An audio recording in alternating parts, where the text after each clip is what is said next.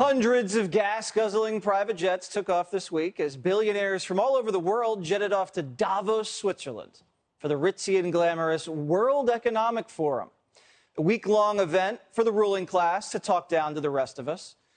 And it's not for everybody. It's an invite-only event. And once you do get because they own this fucking place. It's a big club, and you ain't in it. You and I are not in the big club.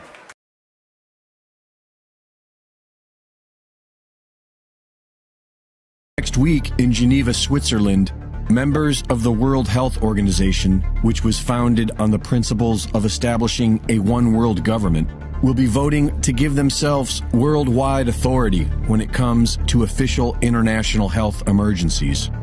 The same World Health Organization who praised Communist China's extreme authoritarian lockdown against the Chinese people, who suggested forcibly separating families to quarantine them. The same World Health Organization run by Tedros Adhanom Ghebreyesus, who's been working with the Clinton Foundation and the Bill and Melinda Gates Foundation since 2007, who said that the lockdowns will never end. I repeat, there will be no return to the old normal for the foreseeable future. And that the war in Ukraine was getting massive attention as a result of bias against black lives. The U.S. government is in full support of this new UN treaty with the WHO and has submitted 13 amendments, which will be voted on next week, that will give the WHO international authority on lockdowns, forced quarantines, and forced vaccinations. According to constitutional lawyer Robert Barnes, none of this is legally binding until a treaty is approved by the U.S. Senate. But the law hasn't been stopping these criminals from committing crimes against humanity so far.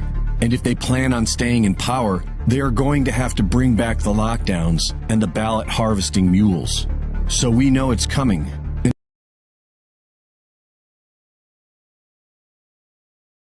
The longer hours, the reduced benefits, the end of overtime, and the vanishing pension that disappears the minute you go to collect it. And now they're coming for your Social Security money. They want your fucking retirement money. They want it back so they can give it to their criminal friends on Wall Street. And you know something? They'll get it. They'll get it all from you sooner or later because they own this fucking place. It's a big club, and you ain't in it. You and I are not in the big club. By the way, it's the same big club they used to beat you over the head with all day long when they tell you what to believe. All day long, beating you over the head in their media, telling you what to believe, what to think, and what to buy. The table is tilted, folks. The game is rigged. And nobody seems to notice. Nobody seems to care. Good, honest, hard-working people, white collar, blue collar, doesn't matter what color shirt you have on. Good, honest, hard-working people continue. These are people of modest means. Continue to elect these rich cocksuckers who don't give a fuck about them. They don't give a fuck about you. They don't give a fuck about you. They don't care about you at all. At all. At all. Yeah. You know? And nobody seems to notice, nobody seems to care. That's what the owners count on, the fact that Americans will probably remain willfully ignorant of the big red, white, and blue dick that's being jammed up their assholes every day. Because the owners of this country know the truth. It's called the American dream, because you have to be asleep to believe it.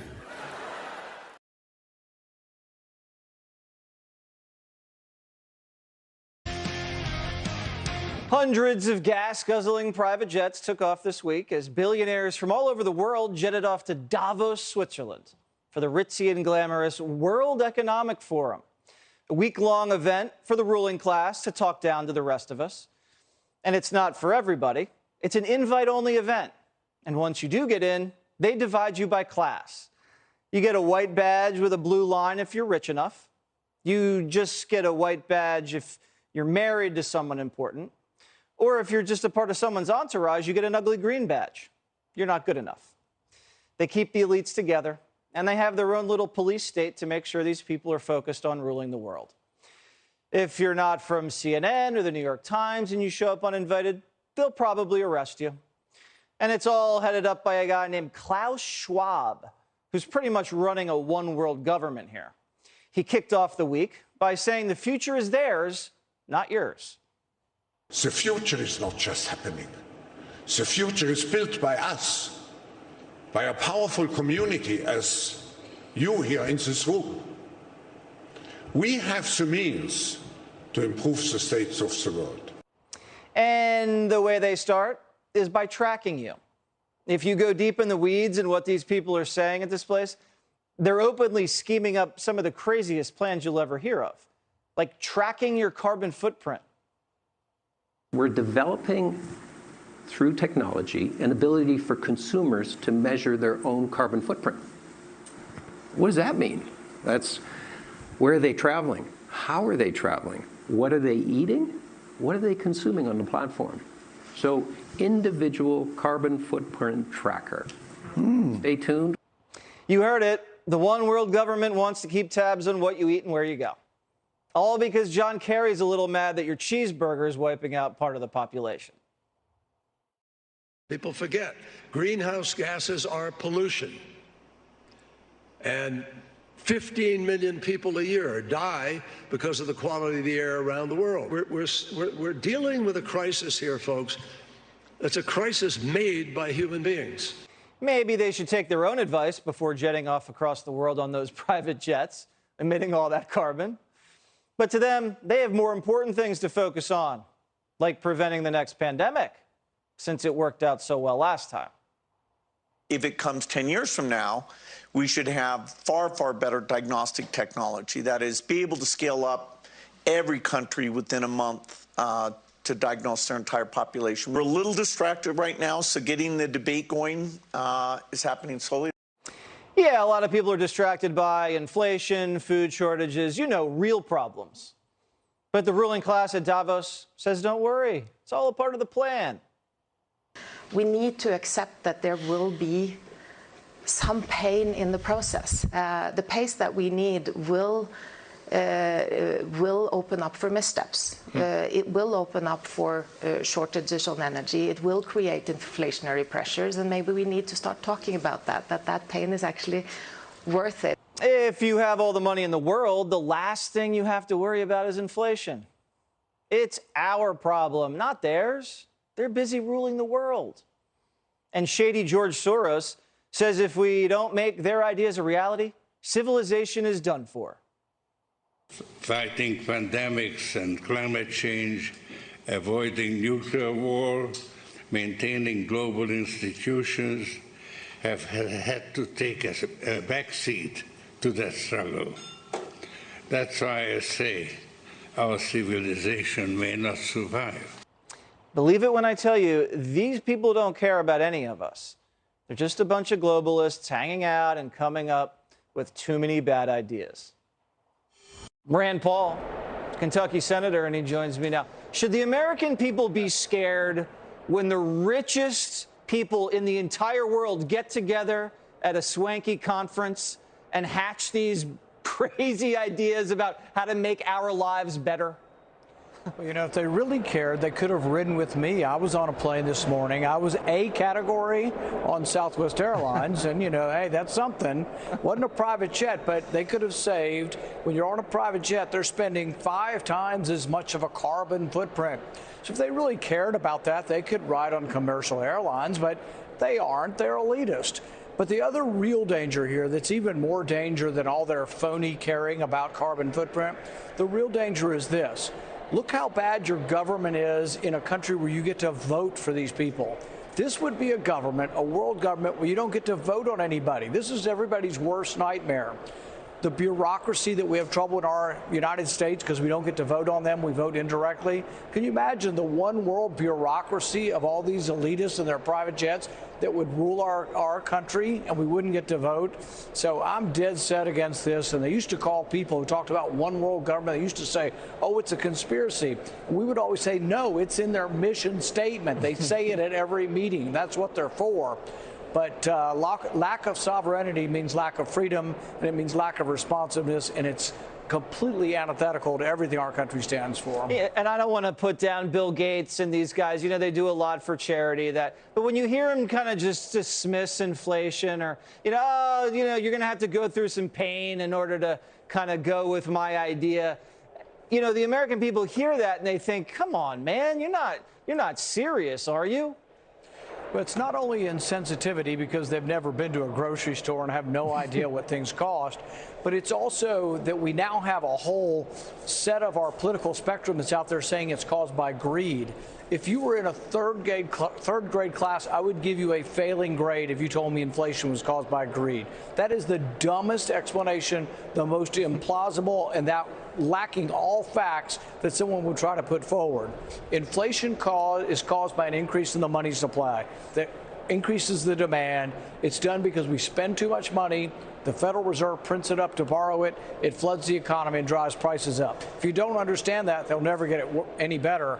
And my prediction is it's going to get a lot worse before November. What do you think about this tracking technology they're cooking up? They're going to track your carbon footprint. I mean, I think that these liberals are already stressed out enough, Senator. Yeah. Imagine when they find out like everything they do is killing the ozone. I mean, they're going to go crazy. They're going to start yelling at us. Yeah, privacy is not much of a concern for these kind of people. So not only do they want to track you for your carbon footprint, the WHO has announced, they're forming a treaty, and it's going to be this treaty for the next pandemic.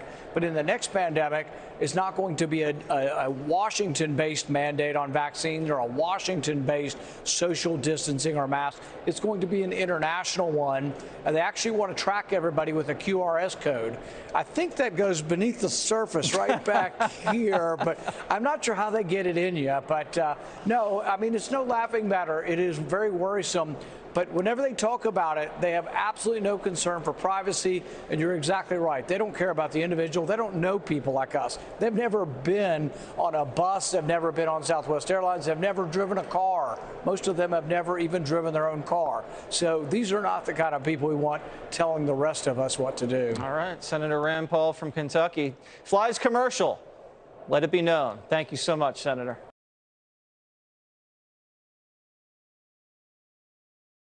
You got 30% of the vote. You were having an effect. You made mad as hell. They knew that you'd started the Constitution Party. Yeah. They knew that you were somebody who was taking action and getting things done. You'd already made some big films, had a lot of other successes. Right. So they were trying to recruit you. And didn't it come down to the point of, hey, we are here to recruit you, and don't worry, your chip's going to say, don't mess with us. This guy's don't touch. Yeah, yes, that did happen. I was definitely being recruited. But it's more subtle than that. Well, in your words, just go through the process, and then what he said. Well, what it is remember we were friends, and we used to come to my house a lot. We'd have dinner, we'd talk, and he'd tell me about business investments, how you get involved in, or they would help me with this business investment or that business investment. And was I interested in joining the Council on Foreign Relations? I would have to get a letter to join them, but was I interested in that? And just stuff, leading you on. And I used to say to him that I never really did that because that wasn't where I was coming from. As much as I like you, Nick, your ways and my ways we're on the opposite side of the fence. I don't believe in enslaving people. And he would come back with, "Oh, I do." Or? Well, it would be more like it's better for them. Well, it's more like, how do I put it? It was like, what do you care about them? What do you care about those people? What difference does it make to you? Take care of your own life. Do the best you can for you and your family. What do the rest of the people mean to you? They don't mean anything to you. They're just serfs. They're just people.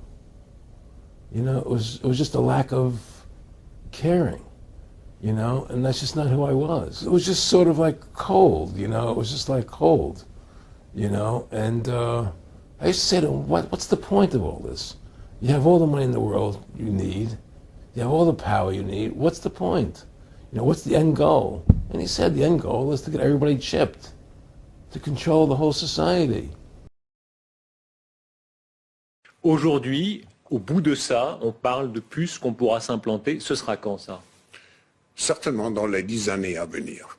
Et d'abord, on va les implanter dans nos vêtements, c'est-à-dire wearables, comme on le dit.